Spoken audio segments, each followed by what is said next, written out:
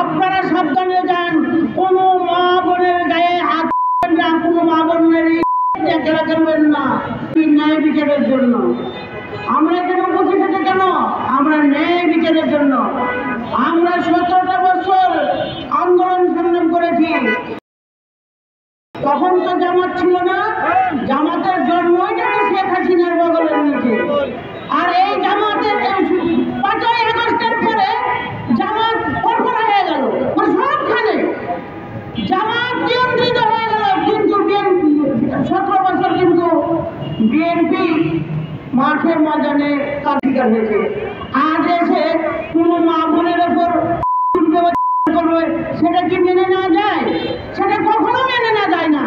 এর তীব্র প্রতিবাদ জানাচ্ছি, বিচারের দাবি জানাচ্ছি। বিচারের দাবির সাথে সাথে যদি বিচারের গণ্য হয়, ওই মেয়ে তো হয়ে গেছে, আমি এলাম না।